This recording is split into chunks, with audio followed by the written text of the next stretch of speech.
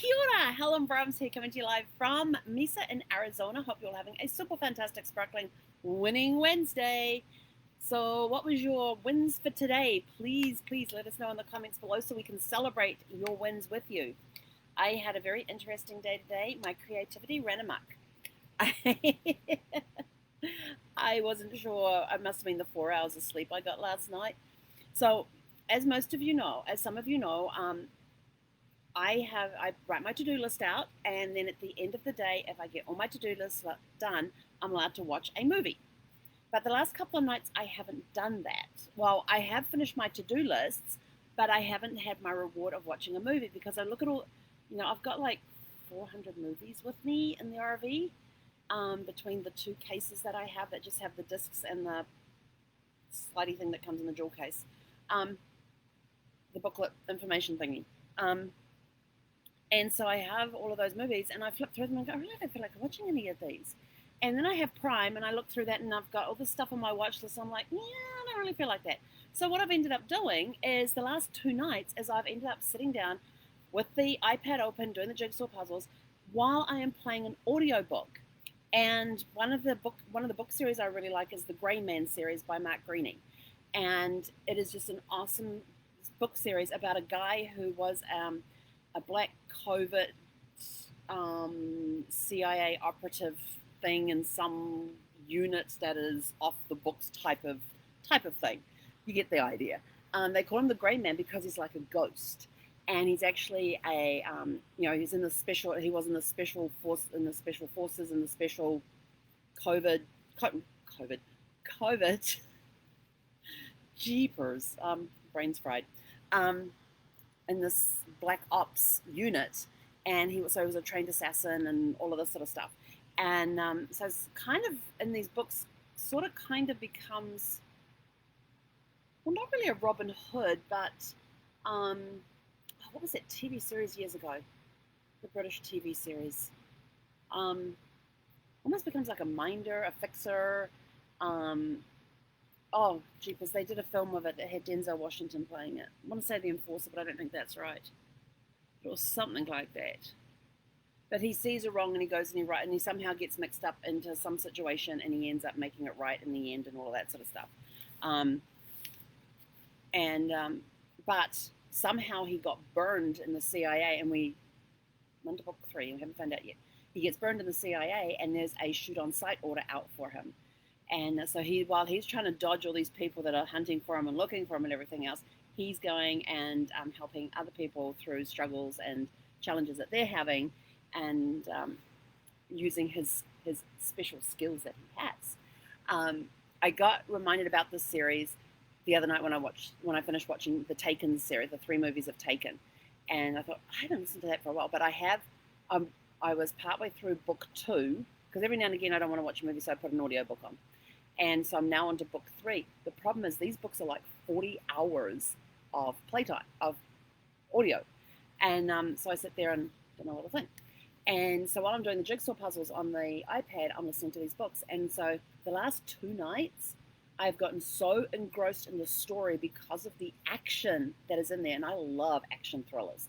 Because of the action that is in these books, I'm so like, oh, okay, can't go to bed. I was like, oh yeah, I'll just go to bed at the end of the chapter. But of course, they do that cliffhanger thing at the end of a chapter where they're in the middle of an action or something, and we're going to change perspective on it and all this. I'm like, darn it. And so I will start watching that, start listening to it like around 7 o'clock in the evening, 6, 7 o'clock in the evening. I'm getting up at 1 o'clock in the morning to go to bed. And by the time I get ready for bed, get into bed, do my a minimum of 1 page, 1 paragraph of reading, it's almost like 2 o'clock in the morning. And I naturally wake up between 5 and 5, around 5:30 in the morning, and I have an alarm set for 6:07 just in case I oversleep. Yeah, well, when you're going to bed at 2 o'clock and you don't want to be late to start your day, the alarm goes off 4 hours later, and it's sort of like, so this morning, this was my second night in a row of having just 4 hours of sleep, and I woke up this morning and I was so energized, and my creative neurons were going, and I had this vision of things I wanted to create today, and so I've been sitting here, I've been creating them, been waiting on feedback on a project so I could get that finished. they didn't get their side of the thing done, so I had more time to be creative. I've still got a list of things that I want to go and finish creating today.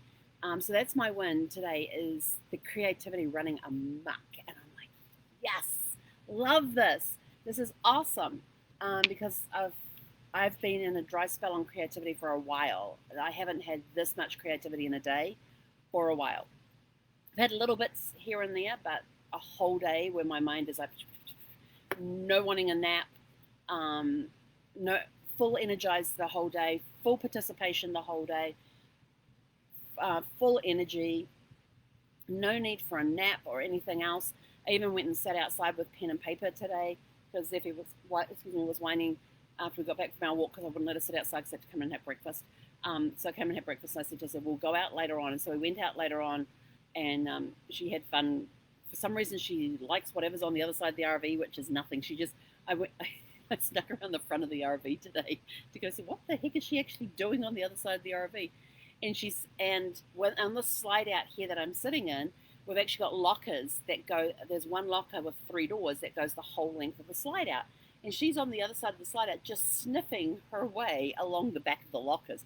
I don't know what's on the back of the lockers that she is so curious about, but every time I've walked around the other side of the RV to see what she's doing on the driver's side when we're sitting on the passenger side, and the driver's side's in full sun and the passenger side's in the shade, that's what she's doing. She's underneath. She's along the back of those lockers, just sniffing along there.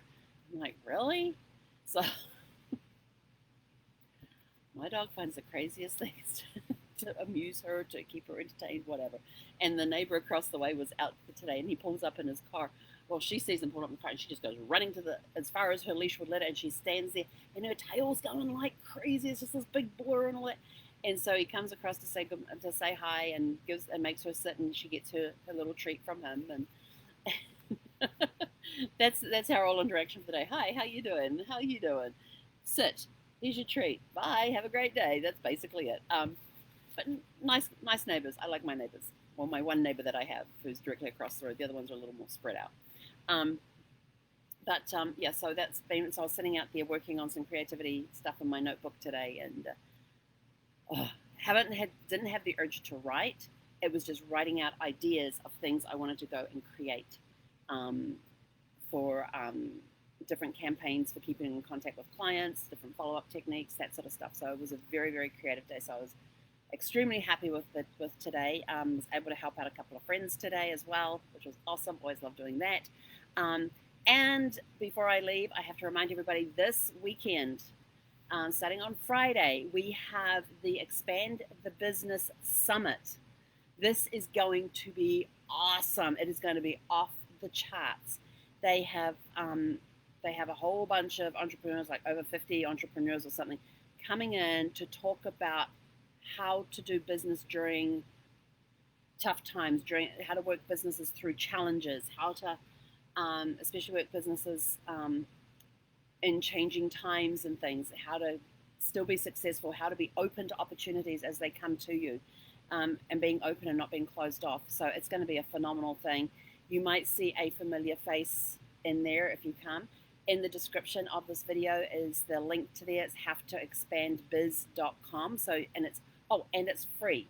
Because my friend Casey, who is doing this, he has decided that he's going to do it for free, and somebody asked him why, and he said the reason he's doing it free is that he knows that the small businesses and the entrepreneurs are the backbone of the economy during times like this. And so he wants to make sure that this is available to you if you are a small business owner, if you are an entrepreneur, if you want to, and you want to come along and learn some great tips and tricks. And I know some of the speakers that are going to be speaking. They have awesome stories, and the things that they have done over the last few months sometimes blows my mind at times. But it's been a fun journey. And we basically get to tell our story, for our 2020 story so far, and how we've adapted and changed. And if you're in this type of business, how have you coped when this business is closed down or this industry is closed down? What have you done? How have you coped with that? How have you worked through it? So you'll get to hear a lot of amazing stories that hold invaluable lessons on how to keep going. When the tough gets going, when the going gets tough, the tough get going. That's basically what this whole summit is about. It's about, getting up there, getting out there, being open to the opportunities, being open to change, because the only thing that is permanent in life besides taxes and death is change. So you got taxes, death, and change. The only three things that are permanent in life. So take what you want from that and leave the rest. And that's one of those things. It's one of these things where you can come in. When you go to the website, havetoexpandbiz.com, all the details are there. Register on the site for free, and then you get to come and hang out with us on this weekend. It is going to be amazing, off the charts. It is going to be awesome. But please, please, please go register, because it starts on Friday, which is 2 days away. So that starts Friday the 21st, the 23rd of October. It is going to be awesome, off the charts. It's going to be fantastic, super fantastic and sparkling, and you might see me in there. But yeah, it's going to be, it's just come along, watch us, go register, and don't forget to put in the comments below your wins for today so we can celebrate with you, because we love celebrating wins and victories and aha moments. You know, a win could even be an aha moment. What was your biggest aha today? Were you listening to a webinar or a podcast or a YouTube or a movie or something, and you have this big aha moment? Aha moments will come in all shapes and sizes at any time of the day, and it doesn't matter what you're doing. You could have something ticking along in the back of the subconscious there that you've totally forgotten about for now, and you could be walking down the grocery aisle, and all of a sudden it's like, oh my gosh, that's what I can do. You know those moments? That's your aha moments. So, and those are wins, because they're great to celebrate. And I'm going to leave you with a quote today that I had from Earl Nightingale. This quote I was looking for a quote for something else, and I came across this one. I thought, oh, can't let this one go by. Never give up on a dream just because the time it will take to accomplish it. The time will pass anyway. And that was from Earl Nightingale. And when I read that quote, it reminded me of the Chicken Soup for the Soul thing we read a couple of days ago, where the woman was complaining about, on Magic Monday, about when the woman was complaining about the fact that if she went back to school, she'd be 32 when she graduated with a degree. And her friend said to her, well, you're going to be 32 anyway. You know, remember that story? If you don't, go back to day 445 and watch the morning video about that, when we read the story about the woman who, you know, you're going to be that age anyway. You know, if you want to go traveling in your 60s, well, you're going to be 60 anyway. So do you want to travel? Do you not want to travel? You know, so think about that. You know, do you want your 4-year degree, or don't you want your 4-year degree? If you want, thinking, oh my gosh, I'm going to be 32 by the time I get my 4-year degree, then turn around and go, well, do I want my 4-year degree or not? I'm going to be 32 anyway. So it's like that guy on the Oprah show who was in his 90s when he learned to read. You know, he was going to be in his 90s anyway. So to read or not to read? That is the question. Anyway, so I'll leave you with that thought. Never give up on a dream just because of time. Because of the time it will take to accomplish it. The time will pass anyway. And that's from Earl Nightingale. Have a super fantastic, sparkling evening, and we'll catch you guys tomorrow for Thankful Thursday, one of my favorite days of the week. Just thought they're all my favorite days of the week. Hey, konera.